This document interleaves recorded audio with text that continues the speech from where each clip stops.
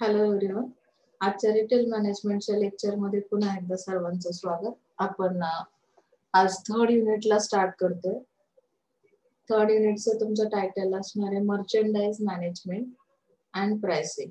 आता या लेसन मध्ये किंवा या चॅप्टर मध्ये तुम्हाला जे काही टॉपिक्स दिलेले आहेत मर्चेंडाइज मॅनेजमेंट, त्यामध्ये concept, types of merchandise, principles of merchandising, merchandise planning, meaning and process, merchandise category, meaning importance, अशा पद्धतीने आपल्याला या सगळ्यात ज्या काही कन्सेप्ट आहेत ते आपल्याला स्टडी करायचे. त्यामध्ये बाईंग फंक्शन असेल, लाईफस्टाईल असेल, मर्चेंडायझिंगची प्रायव्हेट लेबलिंग किंवा रिटेल प्राइसिंग, प्राइसिंग स्ट्रॅटेजी, हाय लो प्राइसिंग, टाइप्स त्याचे. तर या पद्धतीने आपण आता फर्स्ट पॉइंट जो स्टार्ट करणार आहोत, मर्चेंडाइज मॅनेजमेंट. आपण फर्स्ट इयरला जेव्हापासून ऍडमिशन घेतलेलं आहे तेव्हापासून आपण मॅनेजमेंटचे बरेचसे सब्जेक्ट स्टडी केले. सुरुवात आपली झाली होती प्रिन्सिपल ऑफ मॅनेजमेंटने, की प्रिन्सिपल्स काय आहेत मॅनेजमेंटचे, त्यामध्ये प्लॅनिंग कसं केलं जातं, ऑर्गनायझिंग कसं केलं जातं, स्टफिंग म्हणजे काय. सेम ॲज इट इज तुम्हाला आता इथे फक्त सेलिंग साठी जो प्रोडक्ट आहे तुमचा त्याचं मॅनेजमेंट करायचं आहे. मग ते मॅनेजमेंट करताना आपल्याला काय करावं लागेल, ही एक प्रोसेस आहे. फर्स्ट सेंटेन्स मध्ये तुम्ही बघू शकता, merchandise management is the process by which a retailer attempts to offer the right quantity of the right merchandise in the right place at the right time and meet the company's financial goals. इथे प्रत्येक organisation स्वतःचे काहीतरी goals तयार करते. Financial goals असतील, other काही goals असतील की जे त्यांना अचीव करायचे. मग ह्या मॅनेजमेंटच्या प्रोसेसमध्ये, मर्चेंडाइज मॅनेजमेंटच्या प्रोसेसमध्ये ॲज अ रिटेलर तुम्ही नक्की काय करणार आहात. रिटेलर म्हणून तुमचा रोल काय असेल, तर राईट क्वांटिटी मध्ये असणारा तुमचा प्रोडक्ट, राईट मर्चेंडाइज म्हणजे राईट प्रोडक्ट, राईट प्लेसला, म्हणजे आपण जसे 4P स्टडी केले की मार्केटिंग मिक्स मध्ये की प्लेस, प्राइस, प्रोडक्ट, प्रमोशन, बरोबर. तसं राईट प्लेस असेल, ती राईट टाइम असेल, आणि त्यामुळे काय होईल की तुम्हाला गोल्स अचीव करणं पॉसिबल होईल. म्हणजे इथे तुम्हाला जे काही सांगितलंय की ह्या प्रोसेसमध्ये अशा पद्धतीने, जसं आपण स्टफिंग मध्ये पाहिलं होतं की right person goes to the right job, म्हणजे प्रत्येक गोष्टीला काहीतरी इम्पॉर्टन्स आहे त्या प्रोसेसला, म्हणजे मॅनेजमेंट आपण परफेक्ट करतो. लक्षात आलं. मग इथे काय सांगितलंय पुढचा part, it can be term as the need analysis, planning, acquisition, handling and control of merchandise, investment of a retail operation. As inventory is sold, new stock needs to be purchased. म्हणजे इथे inventory मध्ये आता एक प्रोडक्टची list आहे. तुम्ही मागच्या सेमिस्टरला जसं लॉजिस्टिक मध्ये शिकलात की वेअर हाऊसिंग मध्ये काय असतील किंवा इन्व्हेंटरी मध्ये कुठल्या टाईपचे प्रोडक्ट्स असतील, तर इन्व्हेंटरीचा स्टॉक जेव्हा तुमचा परचेस केला जातो तेव्हा न्यू स्टॉक तुम्हाला तिथे परचेस करणं गरजेचं आहे, डिस्प्ले करणं गरजेचं आहे त्याचं, किंवा सोल्ड करणं म्हणजे सेलिंग करणं इथे नेसेसरी असेल. So the basic activity of any retailer is buying merchandise and reselling to customers. रिटेलरचा रोल काय असेल की अगोदर ते बाय करा, म्हणजेच काय की फायनल आपला जो इंटरमिडियरी चॅनल आहे, जसं तुम्ही बघितलं मॅन्युफॅक्चरर, होलसेलर, रिटेलर आणि नंतर फायनल कस्टमर. तर रिटेलर काय करेल, सुरुवातीला परचेस करेल, तो होलसेलर कडून असेल किंवा डायरेक्टली मॅन्युफॅक्चरर कडून असेल. तर या पद्धतीने पुन्हा तो रिसेल करेल कस्टमरला तोच मर्चेंडाइज.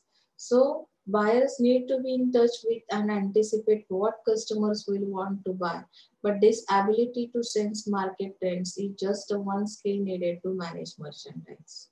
आता मर्चेंडाइज मॅनेज करायचं किंवा मार्केटचे ट्रेंड समजून घ्यायचे किंवा कस्टमर कुठल्या गोष्टीला डिमांड करतो, या सगळ्या गोष्टींचा तुम्हाला काय करावं लागेल, स्टडी करावं लागेल ऍज अ रिटेलर म्हणून. म्हणजेच काय की रिटेलर हा सतत कंटिन्युअसली कस्टमरच्या टच मध्ये असेल तर त्याला ह्या गोष्टींचं नॉलेज असेल. ओके ना. So next page.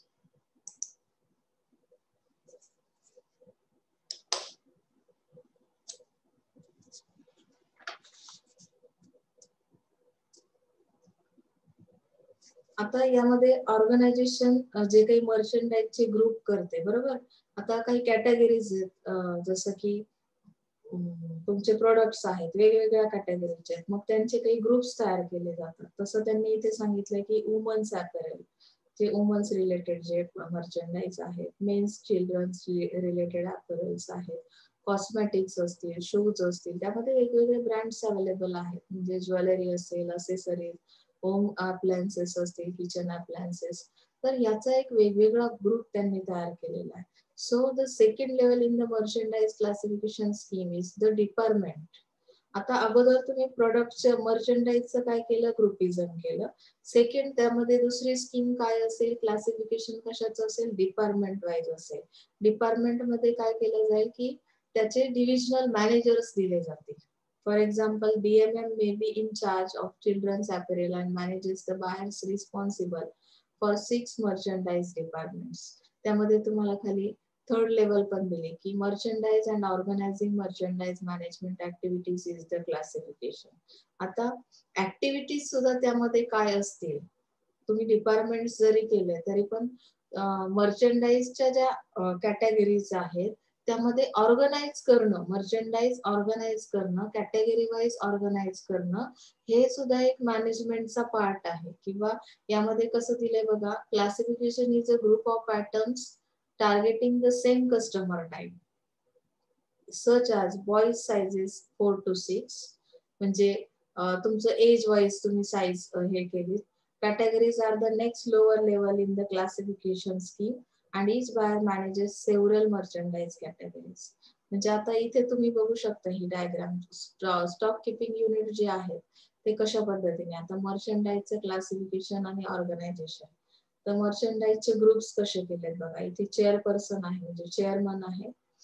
Planning groups, आता इथे senior vice president, senior vice president, आता त्यामध्ये मर्चंडाईज मॅनेजर. ओके, हे जे काही दिसतंय तुम्हाला MRCH मर्चंडाईज मॅनेजर, त्यामध्ये मग कुठल्या टाईपचे मॅनेजर आहेत, क्लासिफिकेशन केले वुमन्स रेडीमेड टू विअर, म्हणजे वुमन्स मधले जे काही रेडीमेड क्लोथ्स आहेत किंवा रेडीमेड कपडे आहेत त्याच्यासाठी, मेन चाइल्ड्स इंटिमेट अपॅरल, कॉस्मेटिक्स किंवा शूज, ज्वेलरी, त्यानंतर सॉफ्ट होम फर्निचर, किचन. आणि व्हाईस प्रेसिडेंट मध्ये प्लॅनिंग, डिव्हिजनल डायरेक्टर प्लॅनिंग आणि मर्चंडाइज प्लॅनिंग, बरोबर, मॅनेजर प्लॅनिंग सॉरी.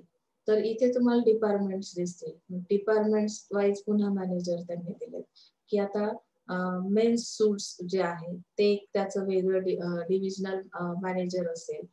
इथे पुन्हा डिव्हिजनल दुसरा मर्चंडाइज मॅनेजर आहे, मेन स्पोर्ट्स विअर, पोलो. म्हणजे प्रत्येक डिपार्टमेंटला असे स्पेशलाइज काहीतरी प्रोडक्ट्स जे ग्रुप, त्याचा ग्रुप्स तयार केलेले आहेत त्या पद्धतीने तुम्हाला ते अवेलेबल केले जातील.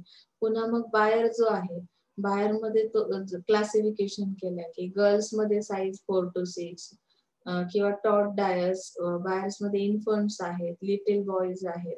तर अशा पद्धतीने हे तुम्हाला क्लासिफिकेशन दिसेल. कॅटेगरी मध्ये स्पोर्ट्स विअर आहे, ड्रेसर्स आहेत, स्विम विअर आहेत, आउटविअर आहेत. किंवा स्टॉक किपिंग युनिट्स मध्ये Levi jeans size 5, stone wash blue, straight leg. म्हणजे इथे तुम्हाला अशा पद्धतीने इथे ऑल टाइप ऑफ ग्रुप्सचा काय असेल, स्टॉक असेल इथे. तर अशा पद्धतीने मर्चंडाइज मॅनेजमेंट केल्या रिटेलर्स कडून, अशा पद्धतीची प्रोव्हिजन असेल. Okay, so type of merchandise. मग आता यामध्ये मर्चंडाइजचे टाइप्स किती आहेत, आता सपोज तुम्हाला प्रोडक्टचे टाइप्स माहिती असतील तर तुम्ही ग्रुप्स तयार करू शकाल, बरोबर की नाही. ग्रुप करताना तुम्हाला सेम सिमिलर कॅटेगरी कुठली आहे तर ते लक्षात येतं. मग त्यानुसार तुम्ही काय करता, त्याचं ग्रुपिझम करता आणि त्यानुसार क्लासिफिकेशन केलं जाईल. सो स्टेपल मर्चंडाइज मध्ये कुठले आहेत, those products which are always in demand. Staple किंवा बेसिक मर्चंडाइज म्हणजे ज्या बेसिक नीड्स तुमचे कम्प्लीट होतात ज्या प्रोडक्ट्समुळे, तर त्याची डिमांड ही कशी असते, रेग्युलर असते. ऑलवेज इन डिमांड म्हणजे आपल्याला ते रेग्युलर रुटीन मध्ये लागतात. They may be the basic necessities like sugar, salt, pulses, groceries. म्हणजे अशा टाइपचे जे प्रोडक्ट्स आहेत ते कशामध्ये येतात की बेसिक मर्चंडाइज मध्ये. Depending on the type of the retail model, retailer has to determine the staple products for the store. In many cases, these products may also be termed as a classics. Okay. Fashion मर्चंडाईज मध्ये कुठले आहेत की short period of time, म्हणजे त्याची demand कशी आहे, short period साठी आहे. म्हणजे आपण म्हणतो की नाही मार्केटमध्ये एखादी नवीन फॅशन आलेली आहे, फॅशन आली म्हणजे ती काही फार लॉंग टर्म पर्यंत टिकून राहत नाही, काही ठराविक त्याचा टाइम पिरियड असतो, short period. So buying the right quantities at the right time is of great importance for this category of products, as the demand for the product is a limited time. म्हणजे as a retailer तुम्हाला काय समजलं पाहिजे की किती quantity मध्ये buying करायचंय, किंवा राईट टाइम त्याचा कुठला आहे. मार्केटमध्ये जेव्हा एखादा नवीन फॅशन येते तेव्हा ती फॅशन तुम्हाला as per customer demand, customer त्याला किती डिमांड करू शकतो त्यानुसार तुम्हाला त्या कॅटेगरीचे प्रोडक्ट्स काय करायचे, इन टाइम प्रोव्हाइड करायचे आहेत as a retailer. Okay. So excess buying may result in heavy markdowns at the end of the season or when the product goes out of style. म्हणजे जेव्हा सीझन संपेल तर तेव्हा ती स्टाईल मार्केट मधून जाते, म्हणजे ती फॅशन जी आलेली आहे. Example of such products include various shades in jeans. Jeans मध्ये काही फॅशनेबल जीन्स येतात which may be in style for a season. Palazzo pants जसं की लेडीज त्या यूज करतात, त्या पॅन्ट्सची पण एक फॅशन होती. सीझनल मर्चंडाईज कसे आहेत की that products include products that sell well for a specific time period. Season तुम्हाला कळतो की नाही, जसं रेनी सीझन आहे, विंटर आहे, समर आहे, तर त्या पर्टिक्युलर टाइम पिरियड मध्ये, स्पेसिफिक टाइम पिरियड मध्येच ते प्रोडक्ट सेल होतात. जसं की rainy wear, umbrella, raincoat, winter wear, thermal clothing, अशा पद्धतीने. फॅड मर्चंडाईज मध्ये काय, in contrast to fashions enjoy popularity for a limited period of time and usually generate high level of sales for a short time. जसं आता आपण generally हा word use करतो की काय हे फॅड मार्केटमध्ये आलेलं आहे, म्हणजे फॅशनला कॉन्ट्रास्ट असा तो वर्ड आहे, तो पण शॉर्ट टाइम पिरियड साठी असतो, लिमिटेड पिरियड असतो त्याचा. कधी कधी सिरियल मध्ये आपण बघतो, एखादी पॉप्युलर सिरियल झाली, सोशल मीडिया आपण बघतो, तर त्या सिरियल मध्ये एखाद्या ऍक्टरने जे काही यूज केलेलं साडी असेल, ड्रेसअप असेल, तर ते फॅड असतं. म्हणजे काही काळापुरता तो जो काही इम्पॅक्ट आहे त्या एका पर्टिक्युलर मर्चंडाईजचा, तो कस्टमरच्या, बायरच्या माइंडवर असतो आणि त्या टाइम पिरियड मध्येच तो तुम्हाला सेल करायचा असतो. मग तिथे अशा केसमध्ये हाय लेवल ऑफ सेल्स होतो. म्हणजेच काय की सेलिंग एक्सेसिव्ह होतं आणि हे फॅड मर्चंडाईज आहे. म्हणजे तुम्हाला इथे कॅटेगरीज कळतील किती टाईपचे प्रोडक्ट्स अवेलेबल करू शकतो आपण ऍज अ रिटेलर. स्टाईल मध्ये काय की unique shape or form of any product. मग it may be referred to specialized types of expression such as taste in music and food preferences. Style कसली आहे, आपण जसं म्हणतो ना फास्ट, जे काही फास्ट फूड आहे आपण लाईक करतो, तर त्या फूडला प्रेफरन्स कोण देतं, ही स्टाईल मार्केटमध्ये कशी आली, किंवा कुठल्या टाइम पिरियडला मोस्ट ऑफ द टाइम तो कस्टमर बाय करतो ते प्रोडक्ट्स. किंवा एखादी टेस्ट आहे, त्याची स्टाईल आहे. आता मॅगी, मॅगी मसाला हा जनरली तुम्ही बघाल की किचन मध्ये काम करणाऱ्या ज्या लेडीज आहेत त्यांना तुम्ही विचारलं तर ते तुम्हाला सांगतील की स्टाईल आली आता, की तो ऍड केला की टेस्ट येते. मग लहान मुलांना ते जास्त आवडतं. म्हणजे अशा पद्धतीने रेसिपीज तयार करणं, किंवा अगदी तो 65चा एक मसाला आलेला आहे, त्यामध्ये सुद्धा ती एक स्टाईलच झाली की जेवण बनवण्याची स्टाईल बदलली, टेस्ट मध्ये बदल आला. म्युझिकची टेस्ट म्हणजे काय की म्युझिक मध्ये सुद्धा रिमिक्स आलं, की जे जे काही प्रकार आहे, जे जुनेच ओल्ड सॉन्ग सुद्धा त्यांनी आता नवीन पद्धतीने हे करण्याची स्टाईल आलेली आहे. तसं ह्या मर्चंडाईज आहे, त्या टाईपचे काही मर्चंडाईज आहे. व्हरायटी ऑफ मर्चंडाईज मध्ये काय येतं, it makes it refers to the number of different lines that the retailer stocks in the store. For example, department store may provide a collection in men's, women's and children's wear and home, and this will then be termed as the variety offered by that store. म्हणजे men's related असतील, children's related असतील, कुठल्याही टाईपचे products असतील, तर त्यामध्ये variety offer करणं, that means variety of मर्चंडाईज. Okay. Width of assortment मध्ये काय दिलंय बघा, width is the number of different goods and service categories. म्हणजे यामध्ये बऱ्याचशा कॅटेगरीज तुम्हाला बघायला मिळतील, गुड्सच्या असतील किंवा सर्व्हिसेसच्या. म्हणजे ती एक लाईनच तुम्हाला बघायला मिळेल प्रोडक्टची. Width of merchandise can also be referred to as the breadth of merchandise, and it refers to the number of merchandise brands in the merchandise line. For example, retailers stocking various brands of women handbags. हँडबॅगचं example दिलंय त्यांनी वुमन्सच्या, की त्यामध्ये वेगवेगळ्या ब्रँड्सच्या जर त्या handbags तुमच्याकडे आहेत म्हणजे width of assortment. Okay. Depth of assortment म्हणजे काय, की एकाच प्रोडक्ट मध्ये for example if a retailer decides to stock 10 designs of ladies tops, म्हणजे लेडीज टॉपचा जो प्रोडक्ट आहे त्यामध्ये डिझाईन तुम्ही काय केल्या, अवेलेबल केल्या. That means depth of assortment. In 5 different sizes and 6 colours. त्यामध्ये बघा किती व्हरायटी आहे. डिझाईन मध्ये डिफरन्स आहे लेडीज टॉपच्या, डिफरंट साइज मध्ये तो अवेलेबल आहे, 6 कलर्स त्यामध्ये अवेलेबल आहेत. That means it is a depth of assortment. Okay.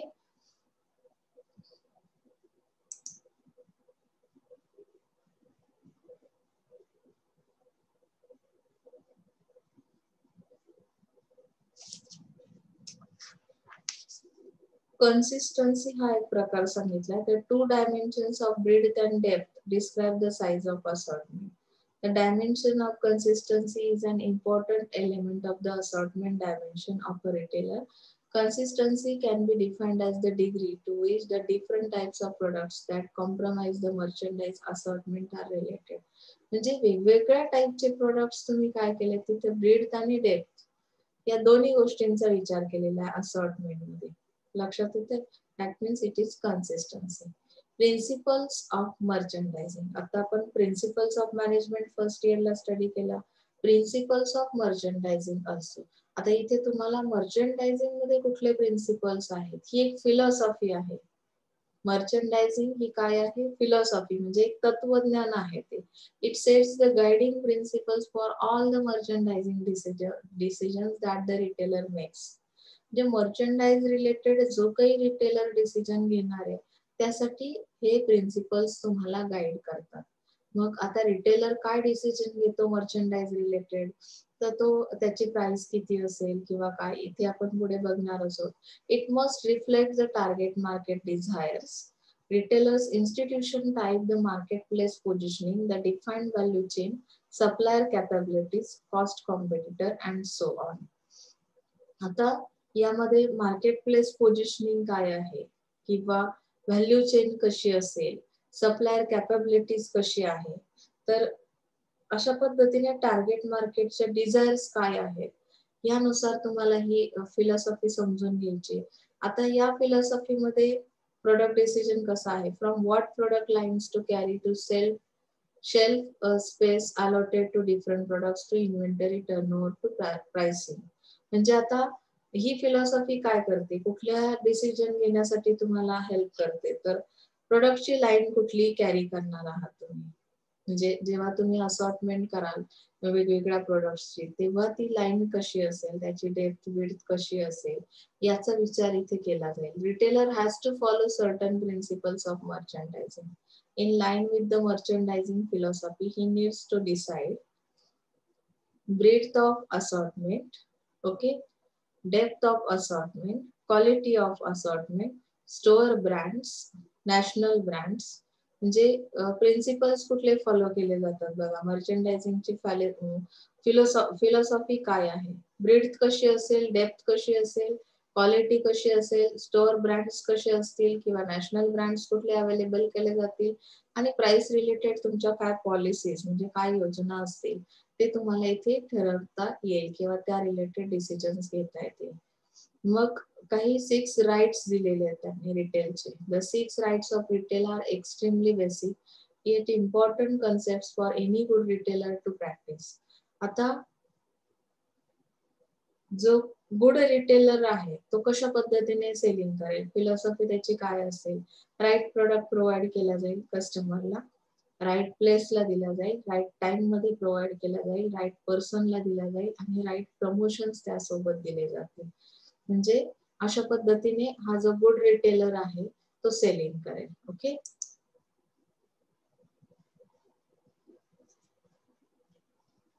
आता राईट प्राइस पण त्यामध्ये येतं.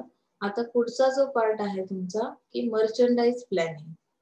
ते प्लॅनिंग कसं असेल आपण ते बघू शकतो इथे. तर it traces its growth to the rise of organise retailing world. कुठल्याही गोष्टीचं प्लॅनिंग करायचं असेल तर त्याचे ऑपरेशन्स कसे केले जातात किंवा बाहेर कशा पद्धतीने तुम्ही बाहेरची इन्फॉर्मेशन घेणार आहात, बाहेरची डिमांड कशी आहे, त्यानुसार तुम्हाला मर्चंडाईज कसे अलोकेट करता येतील किंवा कशा पद्धतीने ते अवेलेबल करता येतील. तर ह्या सगळ्या गोष्टींचा तुम्हाला काय करायचं की ऍज अ रिटेलर स्टोअरसाठी विचार करावा लागेल. मग यामध्ये त्यांनी आणखी एक गोष्ट दिली, merchandise planning is basically the act of creating merchandise plan. यामध्ये प्लॅन करायचा म्हणजे काय करायचं आहे exactly, developing and implementing a merchandise plan is a key element in a successful retail strategy.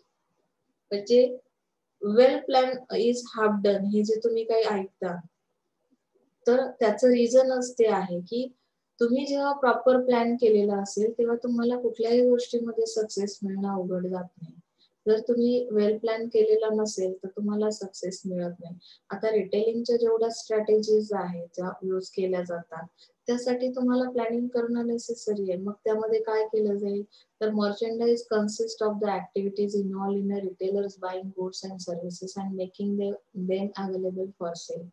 अगोदर पहिली रिस्पॉन्सिबिलिटी रिटेलर म्हणून काय की तुम्ही बाय करा गुड्स आणि सर्व्हिसेस आणि ते अवेलेबल करा सेलिंगसाठी. Merchandising philosophy sets the guiding principle for all merchandise decision and must reflect the desires of the target market. हे आपण मागच्या पॅराग्राफ मध्ये पाहिलं. Merchandise planning is a systematic approach.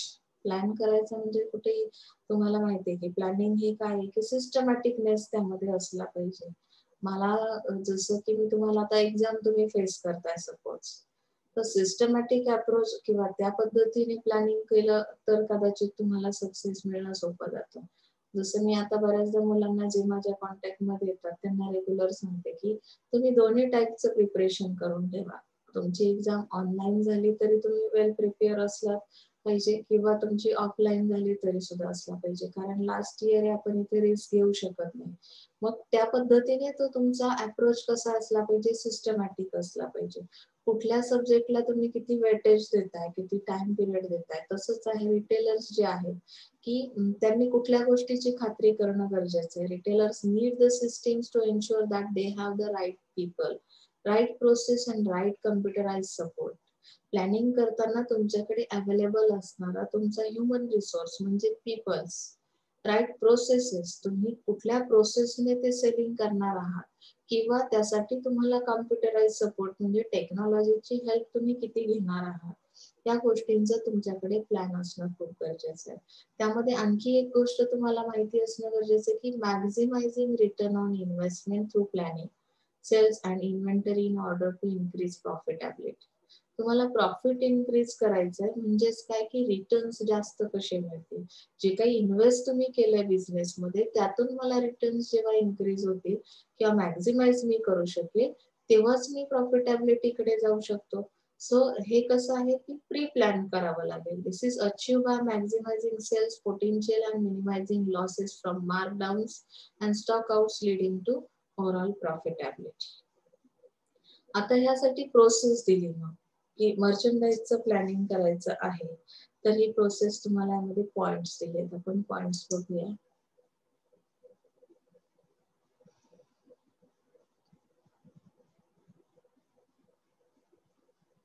Process of planning sales forecast. आता planning करताना forecasting करता यायला हवं. मी जे काही प्लॅन करेल फ्युचरसाठी असेल किंवा सध्या जी काही तुमची एक्झिस्टिंग सिस्टीम आहे त्याच्यासाठी असेल तर त्यामध्ये कुठल्या गोष्टी तुम्ही फोरकास्टिंग मध्ये, forecast are typically develop to answer the following questions. तुमच्याकडे फोरकास्टिंग मुळे आपण ज्याला म्हणतो भविष्यवाणी, फ्युचर साठी जे काही तुम्ही प्रेडिक्शन अंदाज वर्तवलेले आहेत तर ते कशा टाईपचे, त्याचे आन्सर्स काय असले पाहिजे. How much of each product will need to be purchase, किती प्रमाणात तो प्रोडक्ट किंवा त्याची गरज आहे परचेसिंगची. Should new products be added to the merchandise assortment. म्हणजे तुम्ही नवीन प्रोडक्ट ऍड करू शकता का? तुमच्याकडे आज जे काही प्रोडक्ट्स अवेलेबल आहेत त्यामध्ये आणखी काही नवीन ऍड करण्याची गरज आहे का? What price should be charge for the product? Price related decision सुद्धा तुम्ही इथेच घेणार आहात. म्हणजे अशा पद्धतीने सेल्स फोरकास्टिंग मध्ये तुम्हाला हे क्वेश्चन्स आहेत आणि त्याचे आन्सर्स तुम्हाला काढायचे. त्यावरून तुम्ही काय करणार आहात? प्लॅनिंग करणार आहात फ्युचरसाठी. Okay. Identifying past sales. Past sale किती आहे म्हणजे तुम्हाला पास्ट हिस्ट्री माहिती असणं गरजेचं आहे की हा जो ट्रेंड आहे त्या ट्रेंड मध्ये आता तुम्ही जे काही प्रोडक्टची कॅटेगरी सेल करताय तर त्यामध्ये पास्ट इयर मध्ये सेल्स फिगर कशा होत्या सेम पिरियडला. Will give an indication of the sales in the current year. मागचा रेफरन्स तुमच्याकडे असेल पास्टचा तरच तुम्हाला करंट इयरला काही व्यवस्थित प्लॅन करता येतो. लक्षात आलंय. मागचा रिझल्ट कसा होता त्यानुसार आपण सरासरी अंदाज काढतो. एक फोरकास्टिंग केलं जातं की कशा पद्धतीचा रिझल्ट यावर्षी असेल. तर त्या पद्धतीने इथे पास्ट सेल्स काय करा आयडेंटिफाय करा. Reviewing the changes in the economic condition. Economic कंडिशन्सचा विचार करा की कंझ्युमर स्पेंडिंग पॅटर्न कसा आहे. जसं आता आपण कोरोना पिरियड फेस करतोय तर कंझ्युमर पूर्वी कशा पद्धतीने स्पेंड करत होता मनी आणि आजची सिच्युएशन काय आहे म्हणजे त्यानुसार तुम्हाला इकॉनॉमिक कंडिशन नुसार काय करायचं आहे की स्लो डाऊन कुठे आहे, अनएम्प्लॉयमेंट लेवल्स कशा आहेत, त्याचा इफेक्ट हा बिझनेसवर होत असतो. आणि मग ह्या कंडिशन समजल्या की प्लॅनिंग आपल्याला चेंज करावं लागतं. मागच्या वर्षी जरी वेगळं प्लॅन होतं पण आताची सध्या परिस्थिती इकॉनॉमिक कंडिशन जर बघितली मार्केटची तर त्यानुसार तुम्हाला तुमच्या प्लॅनिंग मध्ये चेंजेस करावे लागतील. Okay. Analysing the changes in the sales potential. आता यामध्ये तुम्हाला चेंजेस कुठले आलेले डेमोग्राफिक चेंजेस त्यांनी सांगितले मार्केटमध्ये की डेमोग्राफीचा विचार करता तुम्हाला सेल्स पोटेन्शियल्स काढता येतील आणि त्यानुसार तुम्ही काय कराल प्लॅन कराल सेलिंगचा. Finding the changes in the marketing strategies of the retail organisation and the competition. म्हणजे मार्केटिंगच्या स्ट्रॅटेजीज कुठल्या चेंज झालेल्या आहेत किंवा रिटेल ऑर्गनायझेशन सध्या कुठली कॉम्पिटिशन फेस करते, तिच्या कॉम्पिटिशन मध्ये कुठले अदर प्रोडक्ट्स आहेत, कॉम्पिटिटर्स आहेत, तर त्यानुसार तुम्हाला तुमच्या मार्केटिंगच्या स्ट्रॅटेजीज काय कराव्या लागतील चेंज कराव्या लागतील म्हणजेच प्लॅनिंग मध्ये चेंजेस येतील. Creating the sales forecast. आता क्रिएट करायचं म्हणजे काय की कन्सिडर करायचं काही पॉइंट्स तुम्हाला कन्सिडर करायचे आणि त्यावरून एस्टिमेट तयार करायचं. एस्टिमेट तयार केलं की मग तुम्हाला लक्षात येईल की वेगवेगळ्या टाईपचे प्रोडक्ट्स किंवा कॅटेगरीज कशा म्हणजे त्याची सेल्स फिगर्स तुम्ही काढाल की माझ्याकडे किती असॉर्टमेंट आहे, त्यातले कुठले प्रोडक्ट्स किती सेल होऊ शकतात. त्या पद्धतीने मी काय करेल क्रिएट करेल सेल्स फोरकास्टिंग. लक्षात आलंय. ते कन्सिडर केल्या जातात काही गोष्टी पॉसिबिलिटीज काढल्या जातात. Identifying the requirements. आता यामध्ये तुम्ही बघू शकता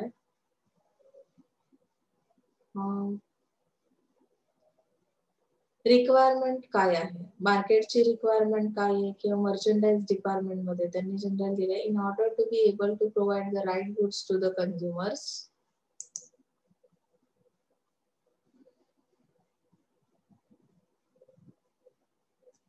just a minute, page change नाही झालंय त्याचं.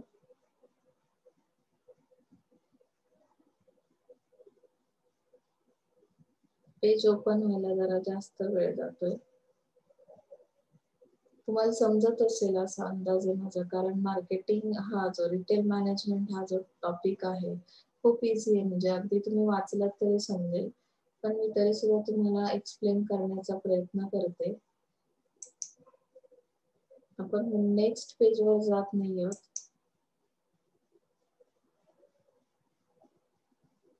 ओके.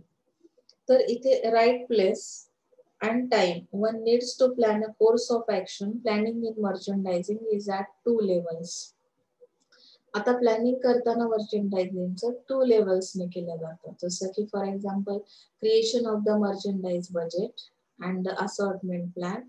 म्हणजे तुम्हाला मर्चंडाइजचं बजेट तयार करावं लागेल की तुम्ही जे काही प्रोडक्शन करणार तुम्ही जो मर्चंडाईज सेल करणार आहात त्याचं एक्झॅक्टली बजेट काय आहे. जसं तुम्ही एखाद्या इंटरमिडिएट चॅनलचा वापर करता, त्यासाठी प्रमोशन्स देता, ऍडव्हर्टायझिंग करता, तर टोटल त्याचं बजेट किती असेल. सेकंड स्टेप मध्ये आपण आयडेंटिफाईंग द रिक्वायरमेंट्स मध्ये काय बघतोय की त्याच्या 2 लेवल्स आहेत प्लॅनिंगच्या. असॉर्टमेंट प्लॅन करणं. आता मर्चंडाईजचं बजेट मी क्रिएट केलंय. यामध्ये असॉर्टमेंटचं प्लॅन करायचं म्हणजे काय की कुठले म्हणजे डेप्थ असेल, विड्थ असेल, त्या पद्धतीने तुम्हाला ती प्रॉडक्ट लाईन अवेलेबल करायची का? मग त्यासाठी माझ्याकडे कशी असॉर्टमेंट असणं आवश्यक आहे, याचा विचार इथे सेकंड स्टेपमध्ये रिक्वायरमेंटमध्ये केला जाईल. There are 2 methods of developing a merchandise plan. They are top-down planning and bottom-up planning. In top-down planning, the top management works on the sales plan. म्हणजे टॉप मॅनेजमेंट कशा पद्धतीचं प्लॅन करतं की सेल्स प्लॅन कसा असेल, कुठल्या मीडियाच्या through तुम्ही सेल करणार आहात किंवा तुमचा इंटरमिडियरी चॅनल कुठला आहे, तुमची टीम कशा पद्धतीने वर्क करेल, सेल्स पर्सन्स कशा पद्धतीने जॉब करतील. तर यामध्ये सांगितलंय की बॉटम अप प्लॅनिंग जे आहे, individual department managers work on the estimated sales projections. म्हणजे आता डिपार्टमेंट मॅनेजर्स ही जी काही कन्सेप्ट आहे, हे जे मॅनेजर्स आहेत ते अंदाजे म्हणजे तुम्ही जे काही काढलेले सेल्स प्रोजेक्शन्स केलेलं आहे, तर त्यानुसार काय करतील, एस्टिमेट जे काढलेलं आहे त्यानुसार वर्क करण्याचं काम हे मॅनेजर्स करतील. These are then added up to arrive at the total sales figures. मग या पद्धतीने टोटल काढली जाते की टोटल आता सपोज फुल इयरचा तुमचा सेल्स किती झाला तर तो काढला जातो. म्हणजे तुम्ही जर प्लॅनिंग केलेलं आहे, प्लॅनिंग नुसार टीम वर्क करते, मॅनेजर्स वर्क करतात, तर मला फायनली म्हणजे फुल इयर नंतर मला कशा पद्धतीचं सेलिंग, सेल्स फिगर्स माझ्या कशा असतील, किती माझं मर्चंडाईज सेल झालेलं असेल हे समजेल. Okay. So the मर्चंडाईज budget usually comprises 5 parts. आता बजेटमध्ये काय काय येतं बघा, सेल्स प्लॅन काढला जातो. How much of each product needs to be sold, म्हणजे किती प्रोडक्ट सोल्ड करू शकतं, म्हणजे प्रत्येक एक डिपार्टमेंट वाईज असेल, डिव्हिजन वाईज असेल, तर त्यानुसार ते बजेट काढलं जातं. सेल्स प्लॅन तयार केला जातो. स्टॉक सपोर्ट प्लॅन, म्हणजे इन्व्हेंटरी मध्ये किती स्टॉक असला पाहिजे, selling stock. The plan reductions need to be made in case the product does not sell. जे काही प्रोडक्टचं तुम्ही प्लॅन केलंय तेवढ्या प्रमाणात जर तो सेल झाला नाही तर त्याचं प्लॅन रिडक्शन कशा पद्धतीने करायचं त्याचा प्लॅन वेगळा असेल. प्लॅन परचेस लेवल्स, म्हणजे क्वांटिटी मध्ये तुम्हाला ते प्रोडक्ट्स काढायचे की किती क्वांटिटी मध्ये ते परचेस केले गेले किंवा ते परचेस केले जाऊ शकतात, त्यानुसार एक बजेट काढलं जाईल. ग्रॉस मार्जिन रेट त्याचा काढला जाईल आणि त्या पद्धतीने प्रॉफिटेबिलिटी किती मिळेल प्रत्येक डिव्हिजनला, डिपार्टमेंटला, त्याचा सुद्धा काय केलं जाईल, मर्चंडाईजचं बजेट काढलं जाईल. मग आता आपल्याला ऍक्च्युअली काय करायचं की बजेट कळला तुम्हाला, म्हणजे प्लॅनिंग कसं करायचं ते कळलंय. त्यानंतर आपल्याला आता इन्व्हेंटरीचं प्लॅनिंग करायचं. इन्व्हेंटरी प्लॅनिंगच्या काही मेथड्स त्यांनी दिल्यात, त्या मेथड्स आपण उद्याच्या लेक्चरला स्टार्ट करूया. आजच्यासाठी आपण इथेच थांबतोय. काही अडचण असेल तर 100% विचारायचंय. जास्तीत जास्त लोकांनी लेक्चर्स अटेंड करा. Okay. So thank you so much.